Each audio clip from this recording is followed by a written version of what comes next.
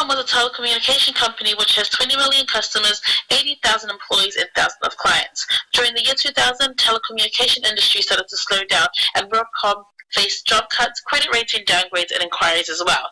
From 1999 to May 2002, WorldCom, which was under the direction of Scott Sullivan, David Myers, and Buffett Yates, had used fraudulent accounting methods to hide its declining financial condition by giving a false picture of financial growth and profitability in order to increase the stock price of WorldCom.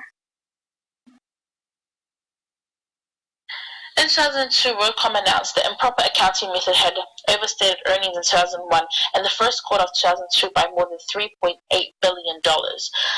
According to the investigation, the accounting maneuver was discovered by the internal auditor Cynthia Cooper in WorldCom. The company's revenue expenditure had been treated as capital expenditure, causing overstatement of profits by $3.8 billion in the financial results. In light of these revelations, Arthur Andersen released a statement it had acted in accordance with professional standards at all times and declared that the internal audit report could not be relied upon in the view of accounting manipulations. March 2005, Bernard Evers was charged with criminal penalties on fraud, conspiracy, and filing false documents with regulators and was sentenced to 25 years in prison. Other former WorldCom officials were also found guilty. And how could the fraud go undetected? How a firm could get away with the fraudulent accounting practices and not get caught?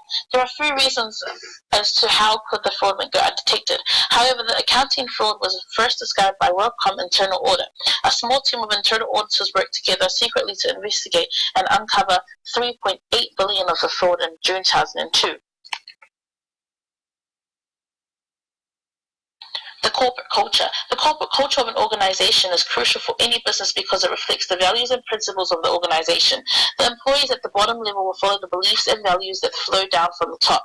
Therefore, if the top management in an organization are unethical or believe it is okay to lie to the public and investors in order to make the company appear good, this attitude may work its way into the company. In addition, WorldCom top management advocates teamwork, but not in a good way. The teamwork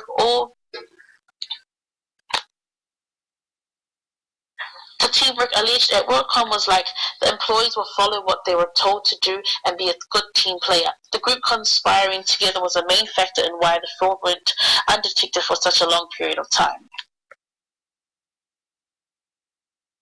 The failure of corporate governance in WorldCom also causes the fraud to go undetected. The stakeholder group other than top management was served poorly by WorldCom board of directors. WorldCom was determined by Evers and Sullivan. There was no checking and constraints on their actions and easy for them to do. Evers was given high control over the affairs of the company without the board of directors exercising any restraint on how his actions, although he did not have enough experience or training that qualified for his position. The employee of WorldCom also did not have any initiative to communicate the fraudulent actions because worry about losing job.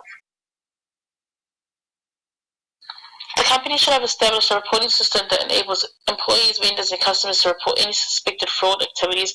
In this case, when Cynthia Cooper, internal auditor of WorldCom, discovered the fraud, she reported it to the CFO, but there was no action taken until she reported the case to the audit committee. Many companies are now started to use this method by having a hotline and some other ways for employees to directly report any suspected fraud that they have discovered. For example, usually there are people inside the corporation had discovered those bad practices and tried to do something but ultimately failed. By this way, the fraud can be uncovered and solved earlier. The main duties of audit committees should be to evaluate management's identification of fraud risk and implementation of anti-fraud measures. Audit committee can be active oversight, support system management, and implementation of appropriate fraud prevention measures. The final aim is better protection of all stakeholders. Created using Powtoon.